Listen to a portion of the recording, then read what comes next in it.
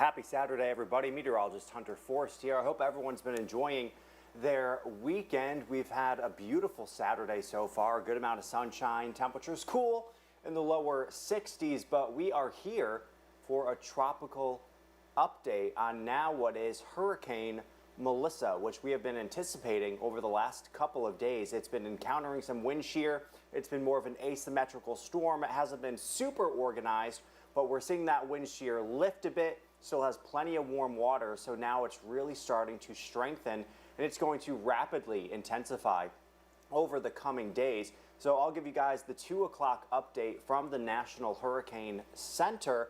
Still moving very slowly at about 1 mile an hour. Winds at 75 miles per hour, gusting to 85. And as we take a look at the track, you'll notice by the time we get into tomorrow morning, expecting to become a Category 3 hurricane, a major hurricane, and it's not going to stop strengthening from there. It'll continue to strengthen heading into Monday with winds up to 155 miles per hour, which is just below Category 5 strength. So could it get to Cat 5? That's certainly not out of the question, but right now the National Hurricane Center saying it's likely going to make landfall in Jamaica late Monday into early Tuesday morning as a major Category 4 hurricane. Winds anywhere between 130 to 155 miles an hour. So a devastating storm for this island, unfortunately. And you'll notice the slow movement still to the west-northwest at 1 mile an hour. And that's what's really going to make those rain totals extremely high, which is what we've been talking about the last couple of days, which is really going to create some major issues for not only Jamaica, but Haiti and Cuba as well. Double-digit rainfall totals. These are very mountainous regions, so that also causes an issue. You get the orographic lift from these mountains, which can help squeeze out even more rain, which causes even more flooding. You get landslides. All of that rainfall slides down into the valleys, into the rivers of these islands, which causes those to flood. So not only are you seeing landslides, but also down into the valleys, you're seeing major flooding as well, on top of the extremely strong winds. So a dangerous situation for Jamaica over the coming days. So let's take a look once again at this path. It's going to again move slowly over the next couple of days. Right now it's a Category 1 hurricane, eventually becoming a Category 3 by tomorrow, and then a Category 4 by Monday, expected to make landfall in Jamaica late Monday into Tuesday morning. Could be right around Kingston. It's still a very small island, so pretty much anywhere where it makes landfall, you're going to be seeing some major effects. But say the eye of the storm or the center of the storm goes right where the center is of the cone, where the red line is, Kingston really sees some extreme winds, the strongest winds of the hurricane. Now, these Category 4 winds aren't going to be going out through the entire island. They're more compact towards the center of the storm. So if you're closer to the eye, you're closer to the center, you're seeing those strongest winds on the right side of the storm, right where Kingston would be, and you're also getting winds being pushed up into Kingston. So not only are they going to be seeing, if this was to play out this way, very strong winds, Category 4 strength winds, extreme heavy rain, but also some major storm surge as well. And then on the left side, near Montego Bay, excuse me, if this was to play out, they would be seeing still some stronger winds, but not as strong, also not as much rain. It would be the right side of the island, the eastern side of the island, that would be seeing the worst effects from this storm, if this was how it was going to make landfall. And then the same idea with Cuba. We could be seeing Melissa weakening a bit as it heads towards Cuba. Or as it goes over Cuba, it'll start to weaken because that's still a very mountainous region. Mountains can help tear apart storms or weaken storms. So we're seeing it weaken into a Cat 2 as it exits the island. but still making landfall as a strong hurricane on the eastern part of the island of Cuba, heading into late Tuesday through Wednesday morning, and then eventually out towards the Bahamas and the Turks and Caicos. So Matthewtown, Cockburntown, Clarencetown, all of these areas have to really watch the storm closely. But again, if this was to play out, this scenario here, Matthewtown would be on the dirty side of the storm, the right side of the storm. So they'd be seeing the strongest winds, the storm surge on the southern portion of the island here.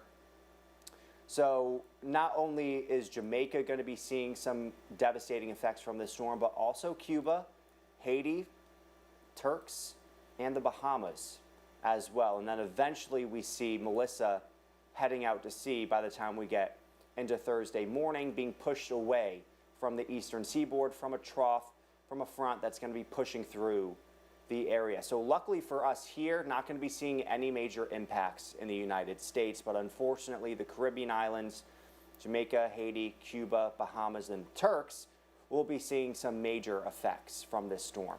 Here's a look at the latest tropical satellite of the system, seeing it become a bit more organized, seeing some of that convection blowing up there, seeing some rain pushing into Haiti, and finally starting to see the cloud deck entering Jamaica, the eastern side of the island here. So Kingston starting to see some showers pushing into the region, but it's still moving very slowly. If you were watching yesterday, it pretty much was in the same spot. It has been moving at 1-2 miles an hour over the last couple of days, so it has barely moved over the last few days, and that's what's going to cause some of this major flooding for these areas. Right now we have hurricane warnings up for Jamaica, and then we have tropical storm warnings up for southern Haiti, and also a hurricane watch as well. So Montego Bay, Kingston included, of course, in these hurricane warnings. So they'll be seeing these hurricane force winds soon, over the next day or so. But right now, the waters here are just extremely warm. This is what's helping Melissa get stronger. You need temperatures at least 80 degrees for a tropical system to maintain, develop, get stronger. But when you have even warmer waters in the mid to even upper 80s, that helps them grow even stronger. They use all of that energy to rapidly intensify. But not only are the waters super warm on the surface, they're also warm down, like further down, 100 feet, 200 feet down. You're still seeing temperatures in the lower 80s, upper 70s. So there's just a ton of energy from the waters in this region. There haven't been any storms this entire season in this area. There hasn't been any upwelling, which would help bring up some cooler waters from down below. So it has just been getting heated up this entire season. So that's what we're seeing. That's why we're seeing some really, really warm waters in the Caribbean Sea right now, which is going to help Melissa continue to intensify. But another thing, we've been seeing some wind shear with Melissa, which is why over the last couple of days, it hasn't been getting super strong. It's been, intensifying a bit, 60, 65, 70 mile per hour winds over the last couple of days. But still some wind shear out there now. But over the next couple of days, we'll kind of start to see it dissipate a bit, pushing a little bit further off towards the north. Could still be a little bit of shear, but it's looking like it'll overcome it. And that's what's going to help also grow the storm. The warm waters, less wind shear, and then again by Monday night into Tuesday, we see the likely landfall of Melissa in Jamaica, possibly right around Kingston. Again, it's a small island, so everyone will be seeing effects from this storm. As we take a look at the spaghetti models, they take it to the west over the next couple of days, very slowly, and then we see a sharp turn to the northeast, getting towards Cuba, Turks and the Bahamas, and then all out to sea. So it gets pushed out, no effects here in the United States, But I want to zoom in here on the spaghetti models, and what these models show is where the center of the storm will go. So, you know, if there's an eye, eventually there will be an eye with this storm. And that's where these spaghetti models are showing, the center. So a lot of these models have the center of the storm going over Jamaica. Some of them just to the west of the island, but say it does go, you know, around where the M is in Montego Bay, the center of the storm. Manville, Kingston, the whole southern island, Morant Bay, will be seeing pretty much the worst effects. So definitely more storm surge for the southern areas of this island if it was to hit the western part around Montego Bay. If it was to go more around Kingston or Morant Bay, say the center goes this area here, you're seeing less storm surge. For the southern areas, Black River, Bull Savannah, but you could be seeing some on the northern part as those winds are coming in more in a northerly direction. So the center of the storm is crucial for storm surge. It's crucial for who's going to be seeing the strongest winds. If it was to go where this green line is, or pink, Kingston would be getting the brunt of the storm. The strongest winds, storm surge, heavy rain. Gusts 160, 70, 80 miles an hour with sustained of 150, 155. So there's really no good outcome, unfortunately, with this system as it treks its way closer and closer to Jamaica. And then eventually we see the models pushing it over towards Cuba, a lot of them having it make landfall. Some in between Haiti and Cuba, that scenario is less likely. But if it was, you know, to go along this green path here, right around Matthewtown, they could be seeing the worst effects from the storm. If it was to go a little bit to the north, Duncantown, Clarencetown, Snug Corner, all of these regions would be seeing the worst of that storm. So again, the center, where that center goes, is crucial for who will be seeing the worst of the storm. But still, even if you don't see the worst of the storm, you will be seeing very strong winds, heavy rain, and definitely some major effects from this storm. Let's take a look at the European model. So today is Saturday, of course. It moves slowly. We get into Sunday. This is about 24 hours in. Not a whole lot of movement, but seeing heavy rain pushing into Kingston. And then it gets closer and closer. This is similar to what the European model was doing yesterday. So here we are on Monday. This is around 10 o'clock in the morning. So definitely seeing some hurricane force winds around Kingston. You're getting some storm surge around Kingston, because on the right side of the storm, all that water is being pushed. And then on the left side of the storm, actually, you know, around Montego Bay or to the western portion of the island, the winds are actually pushing water away. And then we see it making landfall, at least according to the European model, Monday evening, and then it just slowly moves across the island. So this is, you know, 5 o'clock in the evening on Monday. 5, 6, 7, 8, 9. Now we're getting into Tuesday morning. It's still over Jamaica hours and hours later. So you're getting major hurricane winds, major hurricane force winds, extreme rain for hours on end.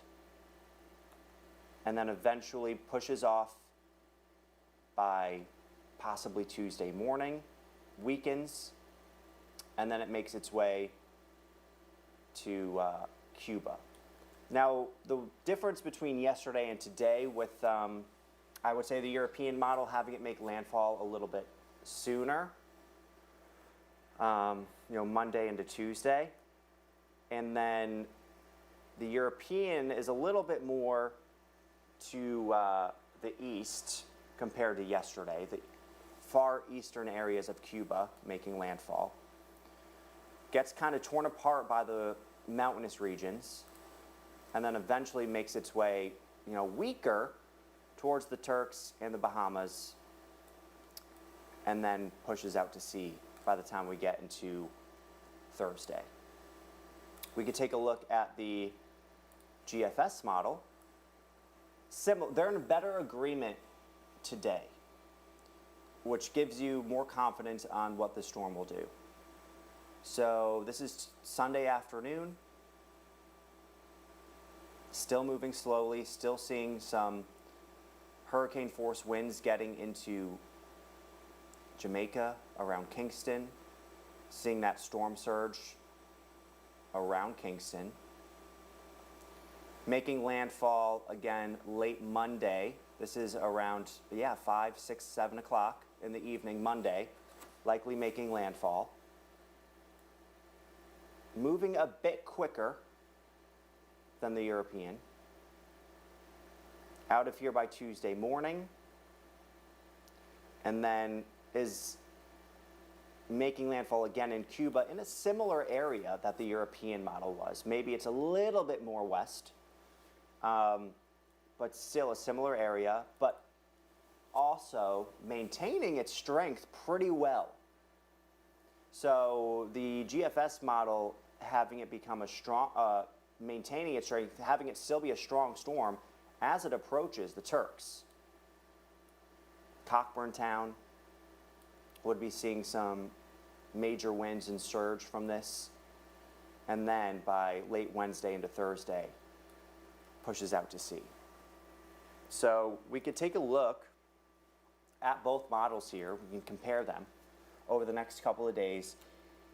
Here we are on Monday morning. Really good agreement. Pretty similar. The American model a little bit more to the east of the European, but making landfall around similar times. Monday evening. This is around 7 o'clock. If you see the American in yellow here, I know it can be a little trippy with all of these colors. But Kingston here, so you see the I right just below the K in Kingston? They would be seeing the worst of the storm. They would be seeing the strongest winds, extreme storm surge.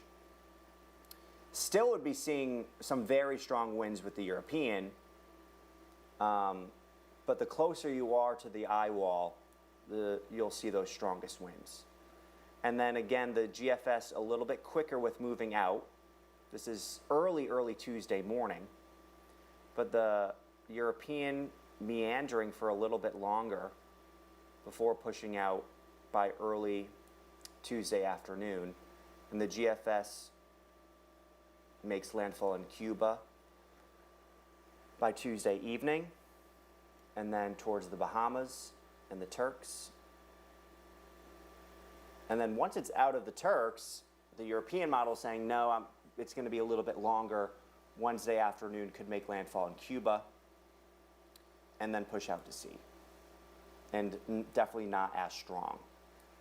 So that would be a better scenario for the Bahamas and Turks if it was to turn out like the European, but not good if it turned out like the GFS model. Overall, a terrible situation for a lot of folks here. In terms of rainfall, here's the latest through Sunday.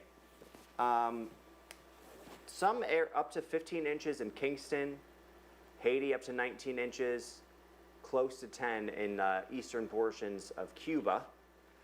So some major flooding concerns for these areas. The landslides, of course, are possible.